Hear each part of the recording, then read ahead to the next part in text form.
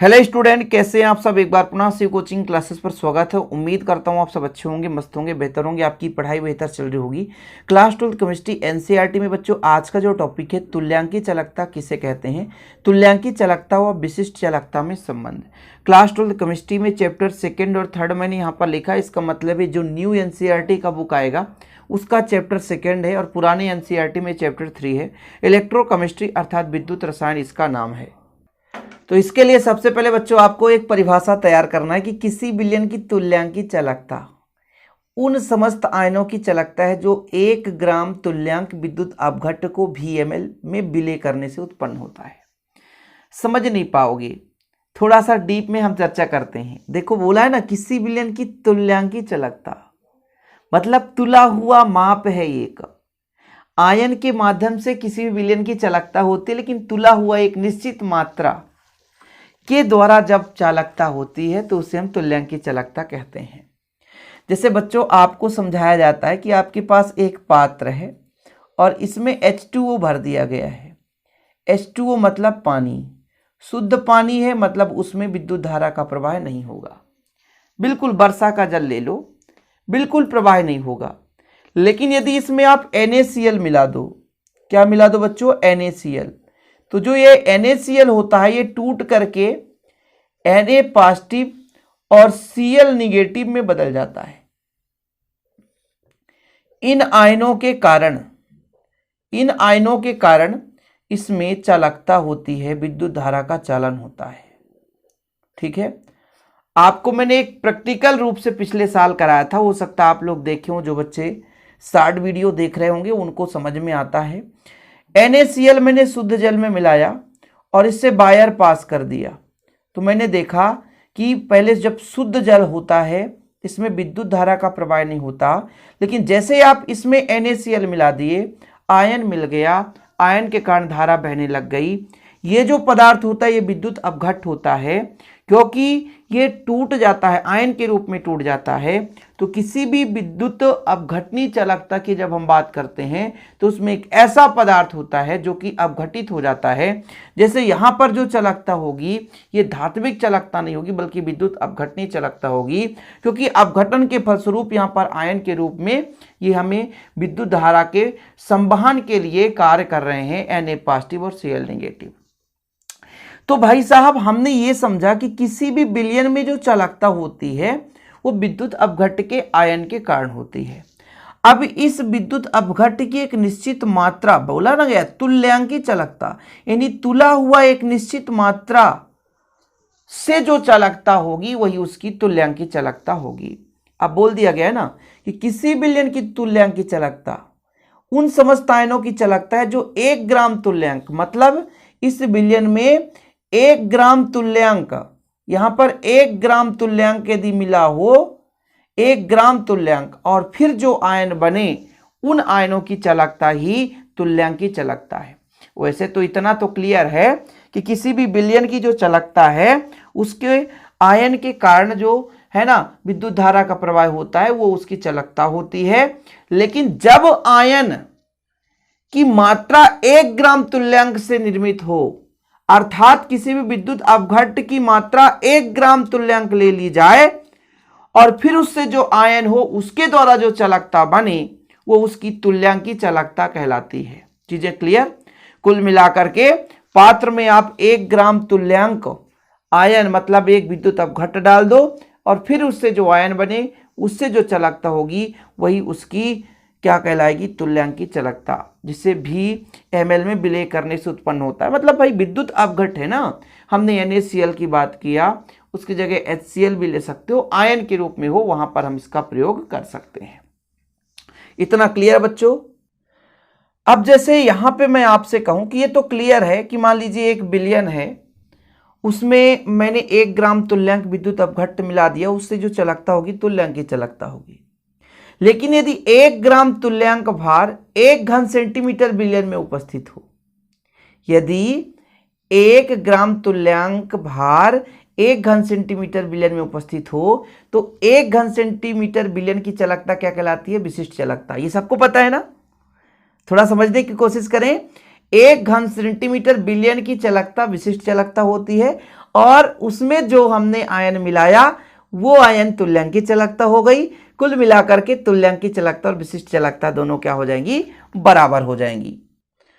तो यहां पर आपको थोड़ा समझना है कि यदि विद्युत अपघट्ट का 1 ग्राम तुल्यांक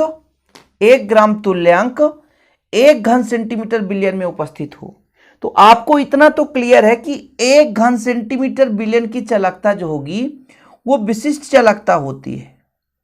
क्या होती है बच्चों, विशिष्ट चालकता। और इतना यह भी पता है कि 1 ग्राम तुल्यांक यदि विद्युत अपघट्ट है तब उसकी जो चालकता है वो तुल्यांकी चालकता होती है। तुल्यांकी चालकता मतलब 1 ग्राम तुल्यांक जब 1 घन सेंटीमीटर बिलियन में उपस्थित हो तो विशिष्ट चालकता और तुल्यांकी चालकता समान होती है। क्या होती है बच्चों, समान होती है। तो आप लोगों को कंफ्यूजन ना हो इसके लिए हम यहाँ पर लिख सकते हैं परिभाषा के अनुसार। थोड़ा समझने की कोशिश करेंगे, आप लोगों को सब समझ में आएगा। यदि आप मजा में लोगे भैया तो फिर खत्म कहानी। मैंने कहा ना कि विद्युत अपघट्ट का 1 ग्राम तुल्यांक यदि किसी बिलियन में मिला है तो उसकी चालकता क्या कहलाएगी, तुल्यांकी चालकता। लेकिन यही 1 ग्राम तुल्यांक एक निश्चित बिलियन की मात्रा ना देकर के 1 घन सेंटीमीटर बिलियन की बात कर दी गई। तो 1 घन सेंटीमीटर बिलियन की चालकता विशिष्ट चालकता होती है। इसको मैंने पिछले लेक्चर में कंप्लीट किया था कि किसी भी बिलियन में विद्युत अपघट्ट मिला है तो उसकी 1 घन सेंटीमीटर बिलियन की जो चालकता होगी उसकी विशिष्ट चालकता होगी। तो यहां पर तो क्लियर हो गया कि यदि 1 ग्राम तुल्यांक 1 घन सेंटीमीटर में उपस्थित हो तो विशिष्ट चालकता तुल्यांकी चालकता के बराबर होती है। ठीक है, या इसको मैं ऐसा भी कह सकता हूं, या ऐसा भी तो कह सकता हूं कि जो तुल्यांकी चालकता है वो विशिष्ट चालकता के बराबर है। विशिष्ट चालकता अभी तो क्लियर है ना, क्योंकि भाई साहब 1 ग्राम मिला है इसलिए तुल्यांकी चालकता हो गया और 1 घन सेंटीमीटर मिला है इसलिए विशिष्ट चालकता हो गया। अब जितना घन सेंटीमीटर आप बढ़ाते जाओगे उतना यहां पर 1 घन सेंटीमीटर, भाई तुल्यांकी चालकता 1 घन सेंटीमीटर के लिए है। अब इसके जगह मैं 1000 घन सेंटीमीटर की बात कर दूंगा, भाई ये 1 घन सेंटीमीटर की चालकता ही तुल्यांकी चालकता हो गई। अब यदि मैं 1000 घन सेंटीमीटर यदि मैं आपसे कह दूं कि यदि 1 ग्राम तुल्यांक कितना में मिला हो बच्चों, ग्राम तुल्यांक भार को अभी 1 घन सेंटीमीटर में बोल रहे थे ना, 1000 घन सेंटीमीटर बोल दिया जाए। 1000 घन सेंटीमीटर में विलय किया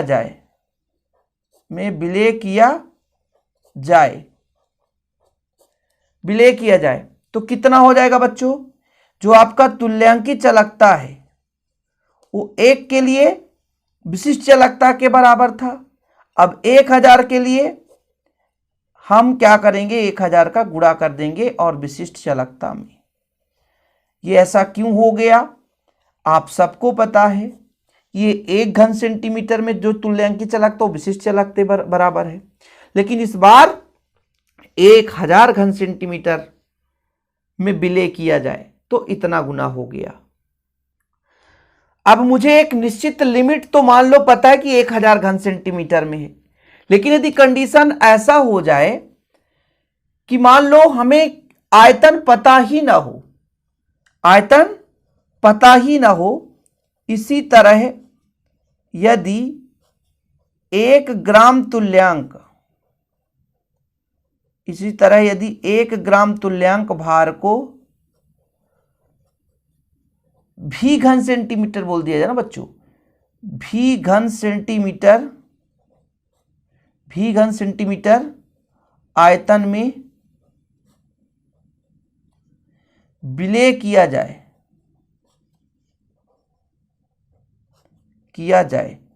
अच्छा, ये 1 के लिए था, ये 1000 के लिए। अब मैं भी के लिए करूं तो जो तुल्यांकी चालकता निकल कर आएगा, तुल्यांकी चालकता वो कितना घन सेंटीमीटर है, वो भी घन सेंटीमीटर है गुणे विशिष्ट चालकता।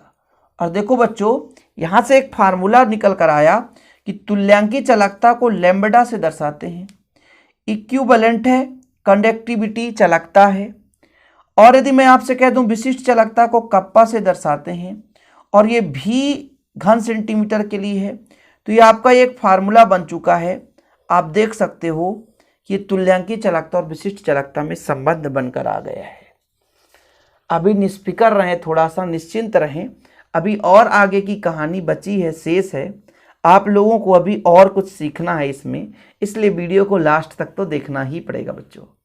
आप लोग बेहतर रूप से तैयारी करते चलें। हमेशा मैं आपसे यही कहता हूं कि बच्चों यदि आपको प्रॉपर रूप से नोट्स लेना है, यदि आपको प्रॉपर नोट्स लेना है तो 100 रुपीज़ चार्ज लगता है, ले सकते हैं। बेहतर रूप से आप तैयारी भी कर सकते हैं। कॉन्टैक्ट नंबर मैं हमेशा आपको देता हूँ 96 85 29 91 49। क्या 96 85 29 91 49। आगे देखते हैं बच्चों, ठीक है, आगे देखते हैं। भी आपका क्या हो गया, आयतन हो गया। अब मैं यहां पे बात करूंगा कि यदि बिलियन की सांद्रता, यदि बिलियन की सांद्रता सी ग्राम मिला है, सी ग्राम तुल्यांक मिला है प्रति 1000 में, प्रति 1000 घन सेंटीमीटर में। ठीक है, क्या बोला गया कि जो बिलियन की सांद्रता है सी है, वो कितना में मिला है बच्चों, प्रति 1000 में मिला है। यानी यहां पर मैं आपसे ऐसा भी कह सकता हूं कि एक निश्चित आयतन में प्रति 1000, ठीक है, तब यहां से भी बराबर कितना हो जाएगा, 1000 बटा सी हो जाएगा। इसलिए लैम्ब्डा कंडक्टिविटी इक्विवेलेंट आपका कप्पा तो कप्पा ही रहेगा, यहां पर आपका 1000 बटा सी हो जाएगा।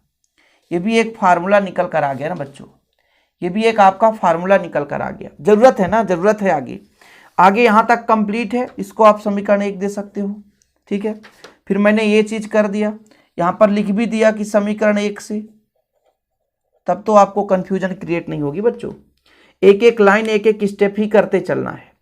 अब चूंकि सांद्रता ही, देखो भाई, किसी बिलियन में यदि ग्राम तुल्यांक की बात आ जाती है तो वहां पर बिलियन की नॉर्मलता होती है, वहां पर बिलियन की नॉर्मलता होती है। मतलब 1 ग्राम तुल्यांक प्रति लीटर में यदि हो तो उस बिलियन की नॉर्मलता कहते हैं। यानी मैं यहां पर लिख सकता हूं कि जब कंडीशन है, जब बिलियन का सांद्रण, बच्चों मैंने सब कुछ नॉर्मलता वगैरह ऑलरेडी वीडियो दिया हूं, आप लोग देख लेना। ग्राम तुल्यांक, बिलियन का सांद्रण किस में हो, ग्राम तुल्यांक भार प्रति लीटर। भाई यही चीज आपने पढ़ा नॉर्मलता में कि 1 लीटर में या एक निश्चित आयतन में उपस्थित विलेय पदार्थ के ग्राम तुल्यांकों की संख्या प्रति लीटर, छोटा ली भी लिख सकते हैं, के रूप में हो तो उसे बिलियन की नॉर्मलता कहते हैं, नॉर्मलता कहते हैं। मतलब जो सांद्रता हो जाएगा वही उसका नॉर्मलता कहला जाएगा। यानी 1000 बटा आपका n। ये लो भाई साहब, ये आ गया, ठीक है। जब बिलियन का सांद्रण ग्राम तुल्यांक भार प्रति लीटर के रूप में हो तो उसे बिलियन की नॉर्मलता कहते हैं। यहां तक आपको लिखना पड़ेगा यदि क्वेश्चन मैंने जो आपको समझाया ये पूछ दिया जाए तो। इसके बाद इसकी इकाई की बात की जाए तो मैं इकाई के बारे में चर्चा करूंगा, लेकिन यदि क्वेश्चन पूछ दिया जाए तुल्यांकी चालकता किसे कहते हैं, इसमें संबंध बताओ, तो फिर आप लोगों को इतना स्क्रीनशॉट ले लेना चाहिए, विधिवत तैयार करना चाहिए बच्चों। आप लोगों को हमेशा मैं कहता हूं कि नोट्स और वीडियो लेक्चर दोनों को कंबाइन करके तैयारी करना है, ताकि आप लोगों को दिक्कत ना हो सके और विधिवत तैयारी हो सके, ठीक है। अब यहां पे थोड़ा सा इकाई के बारे में मैं चर्चा कर लेता हूं कि इकाई कैसे निकालना है। इकाई कैसे निकालना है, तो चूंकि आपने पढ़ा लैम्ब्डा इक्विवेलेंट कंडक्टिविटी है, चालकता है, कप्पा इंटू 1000 बटा n है। कप्पा का मतलब है विशिष्ट चालकता, और इसका इकाई क्या होता है बच्चों, आप लोग बताओ, विशिष्ट चालकता का इकाई क्या है। तो कप्पा का होता है ओम इनवर्स सेंटीमीटर इनवर्स। ठीक, अब इसमें 3 जीरो है, मतलब घन सेंटीमीटर के रूप में है ये, हमेशा ये सेंटीमीटर क्यूब के रूप में है। ठीक है, ये हमेशा ही रहता है सेंटीमीटर क्यूब के रूप में। आपको लिखना है तो लिख सकते हैं सेंटीमीटर क्यूब, यहाँ पे भी आप सेंटीमीटर क्यूब लिख सकते हैं। तो यहाँ पर भी आपका निकल कर आ गया centimetre cube divide by N क्या है बच्चों, ग्राम तुल्यांक, ग्राम तुल्यांक। ठीक है, 1 लीटर में उपस्थित विलेय पदार्थ के ग्राम तुल्यांकों की संख्या है। अब जब ये ऊपर चला जाएगा तो इनवर्स लग जाएगा, तो इसका जो इकाई आएगा ओम इनवर्स, 1 सेंटीमीटर कट जाएगा तो सेंटीमीटर स्क्वायर, और ये ग्राम तुल्यांक ऊपर जाएगा तो ग्राम तुल्यांक इनवर्स हो जाएगा। तो ये इकाई भी कभी कभी ऑब्जेक्टिव क्वेश्चन के रूप में पूछ दिया जाता है, इसलिए आप लोगों को ये भी समझना जरूरी है। और भी इकाई होता है, जैसे ओम इनवर्स आपका यदि सीमेंस की बात आ जाएगा तो यहाँ पर लिख देना ओम इनवर्स की जगह सीमेंस, ऐसा भी लिख सकते हो बच्चों, ऐसा भी लिख सकते हो, इसको यहाँ पर लिख सकते हो सीमेंस, क्योंकि ओम इनवर्स का होता है सीमेंस, ग्राम तुल्यांक इनवर्स। ठीक है, ग्राम तुल्यांक इनवर्स, इस प्रकार से इसका इकाई निकल कर आ चुका है। उम्मीद करता हूं बच्चों आप लोग इसे क्लियर कर लिए होंगे। प्लीज वीडियो पसंद आए तो लाइक करके शेयर कर दे, इसे वीडियो पाने के लिए चैनल को सब्सक्राइब कर लें। यदि इसका बेहतर नोट्स लेना है तो कॉन्टैक्ट नंबर 9685299149 है, इस नंबर पर कॉन्टैक्ट करके नोट्स ले सकते हैं और विधिवत तैयारी कर सकते हैं। फिलहाल आज के लिए इतना ही। जय हिंद, वंदे मातरम।